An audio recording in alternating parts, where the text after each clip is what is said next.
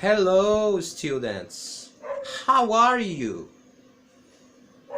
Estamos iniciando um vídeo, Uma série de vídeos. E esses vídeos vai estar no nosso canal. Canal que foi criado com o objetivo de tirar dúvidas dos alunos, O nosso canal TV Filar3. Filar3. Esse nome porque diz respeito às disciplinas que eu trabalho nas duas escolas. Então o canal é destinado a todos os meus alunos. E hoje, esperando que todos aí estejam bem, na segurança dos vossos lares, aqui professor Fernando está trazendo hoje, para a gente fazer uma revisão e tirar dúvidas, achei melhor fazer assim, uma revisão sobre o verbo to be, que é o verbo ser e estar. Essa revisão diz respeito aos 3 primeiros capítulos do livro de vocês. E aqui eu coloquei aqui atrás na lousa, Já me adiantei e coloquei aqui, gente. Observe. Verb to be, o verbo ser e estar, O verbo ser e estar. E aqui nós temos a conjugação do verbo to be, que eu já coloquei aqui para adiantar. Aí veja só, gente. A conjugação, vocês aí, alunos, podem repetir comigo. Pode participar, gente. É como se eu estivesse dando aula a vocês.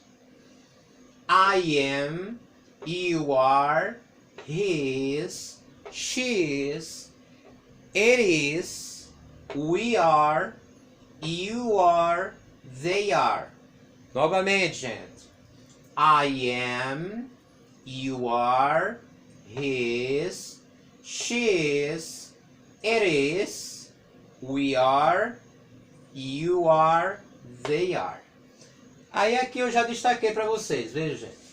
Quando eu tenho o pronome I, eu completo com o verbo am.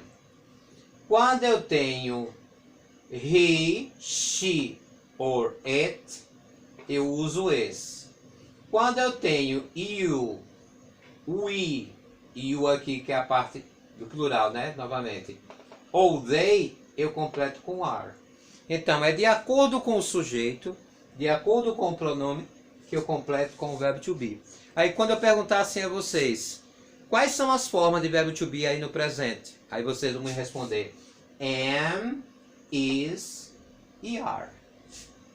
E aqui eu já coloquei uma frase, já para adiantar, pessoal. Quando eu tenho numa frase Jane, eu uso is. Por que eu uso is?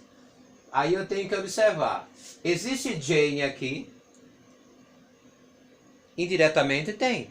Porque Jane equivale a she, ela.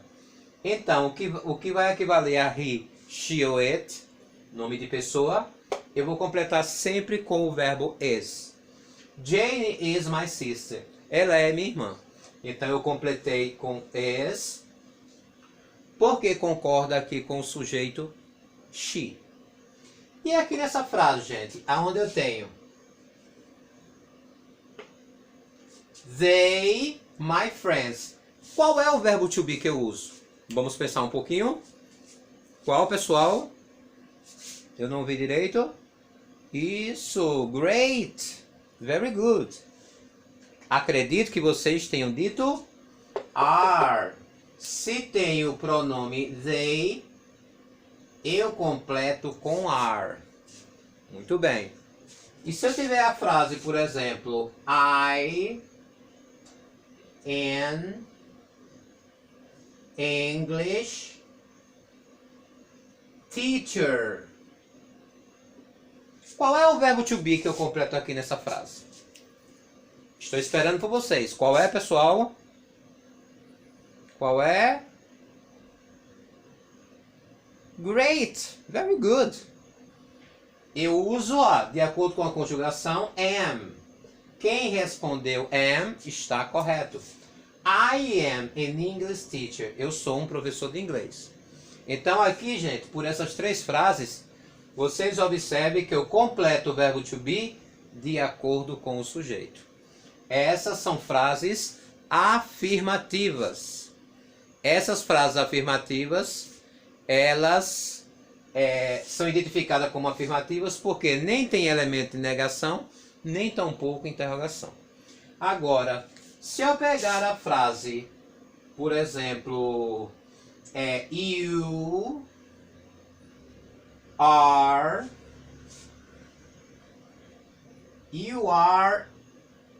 a doctor. You are a doctor. Essa frase está na afirmativa. Como eu passo ela para negativa? Na forma negativa, eu acrescento, eu expliquei lá aulas atrás, eu acrescento a palavra not. Aonde eu acrescento a palavra not? Depois do verbo. Então a primeira coisa que eu devo fazer é localizar o verbo na frase. O verbo é are. Então a negativa vai ficar you are not a doctor. Você não é um médico. You are a doctor. Então, como é que eu devo fazer?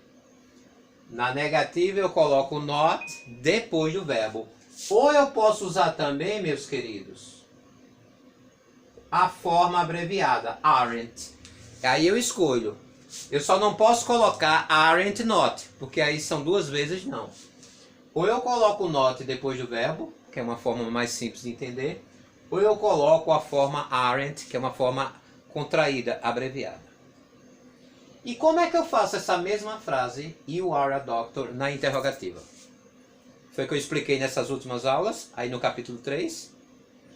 O que foi que eu expliquei? Eu pego o verbo, coloco no início da frase, copio a frase, né, o sujeito, tudo direitinho, e não esqueço de colocar a interrogação. Não esqueço aí de temperar a frase, como eu sempre digo. O que é temperar a frase? É colocar o sinal da interrogação. Porque sem interrogação vai ficar uma frase, are you a doctor?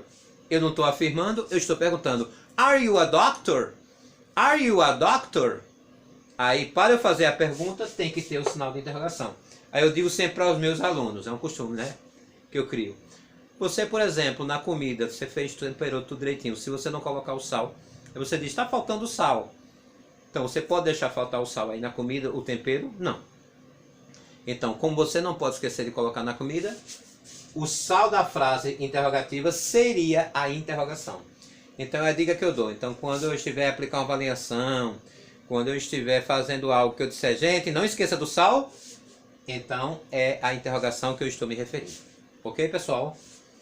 Então, vejam, revisando. A negativa eu coloco o not depois do verbo, ou eu uso a forma abreviada. E a interrogativa eu coloco o verbo no início da frase com a interrogação no final. Compreendido? Vou colocar outra situação aqui. Então eu coloco, por exemplo, John is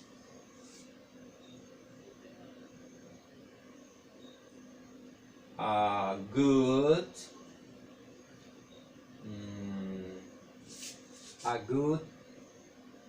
painter. John is a good painter. John is a good painter. John é um bom pintor. Como é que fica a forma negativa dessa frase? Vou deixar vocês pensarem, pelo que eu expliquei até agora. Como fica a forma interrogativa? A forma negativa, perdão, excuse me. Fica como? Tente aí fazer, pessoal. Fizeram? Eu acho que vocês acertaram. Qual é o verbo? Is. Então vai ficar John is not, ou eu posso colocar a forma abreviada isn't a good painter. John is not a good painter. John não é um bom pintor. Então, se você fizer dessa forma, que vocês são inteligentes, you are a intelligent students, you are intelligent students, vocês fizeram dessa forma. Espero que tenha acertado, ok? E como fica a forma interrogativa? O que foi que eu expliquei? É como se a gente pegasse o verbo e colocasse no início. A gente pudesse, imagine essa mãozinha aqui, pegando o verbo e colocando no início. Então, como ficaria essa frase, colocando o verbo no início? Is John a good painter? Falta alguma coisa, pessoal? Espero que não tenha esquecido do nosso sal, do nosso tempero. A interrogation. Is John a good painter? Is John a good painter? John é um bom pintor? Aí eu estou fazendo uma pergunta. Então, pessoal, o que nós temos do verbo to be é justamente isso aqui, ó. Conjugação, não esqueça dessa conjugação, treine bastante, né? I am, you are, his, she is, it is, we are, you are, they are. E lembrando que usamos o verbo to be de acordo com o sujeito. Por isso que é importante aprender a conjugação. E não esquecer que a forma negativa coloca-se o not depois do verbo. Ou usa o not depois do verbo, ou usa as formas abreviadas, contraídas. E que na interrogativa colocamos primeiro o verbo no início da frase, reescrevemos a frase sem mudar nada, gente. É imaginar que a gente está tirando o verbo e colocando no início. E não esquecer do nosso tempero da frase, a interrogação. Espero ter tirado dúvidas, espero que vocês tenham compreendido, né? E vamos ficando por aqui. Teremos aí um segundo vídeo falando sobre horas, que é muito importante que vocês estudem, né? Qualquer dúvida, volta o vídeo, tire as dúvidas e espero que Deus abençoe a todos. Um forte abraço do Teacher Fernando e logo logo estarei com vocês, se Deus quiser, né? Bye bye, see you next class.